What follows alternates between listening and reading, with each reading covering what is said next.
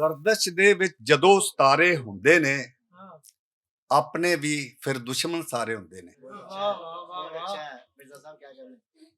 ਭੀੜ ਪਵੇ ਤੇ ਐਵੇਂ ਢੇਰੀ ਢਾਵੀ ਨਾ, ਭੀੜ ਪਵੇ ਤੇ ਐਵੇਂ ਢੇਰੀ ਢਾਵੀ ਨਾ, ਦੁੱਖ ਤੇ ਸਜਣਾ ਪੀਂਘ ਗੁਹਲਾਰੇ ਹੁੰਦੇ ਨੇ।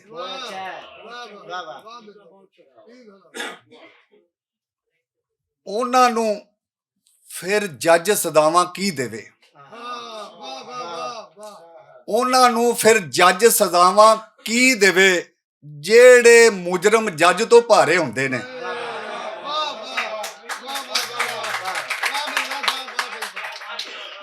ਉਹਨਾਂ ਨੂੰ ਫਿਰ ਜੱਜ ਸਜ਼ਾਵਾਂ ਕੀ ਦੇਵੇ, ਜਿਹੜੇ ਮੁਜਰਮ ਜੱਜ ਤੋਂ ਭਾਰੇ ਹੁੰਦੇ ਨੇ।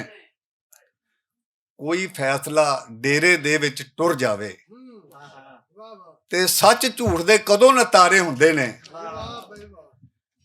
ਉਹਨਾਂ ਕੰਡਿਆਂ ਤੋਂ ਵੀ ਬਚਣਾ ਪੈਂਦਾ ਏ, ਉਹਨਾਂ ਕੰਡਿਆਂ ਤੋਂ ਵੀ ਬਚਣਾ ਪੈਂਦਾ ਏ, ਜਿਹੜੇ ਹੋਰਾਂ ਲਈ ਖਿਲਾਰੇ ਹੁੰਦੇ ਨੇ।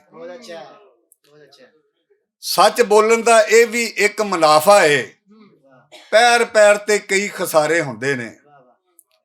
ਹਿੰਮਤ ਸ਼ੌਕ ਤੇ ਜਜ਼ਬਾ ਮੰਜ਼ਿਲ ਪਾ ਲੈਂਦੇ, ਭਾਵੇਂ ਕਿੰਨੇ ਦੂਰ ਕਿਨਾਰੇ ਹੁੰਦੇ ਨੇ।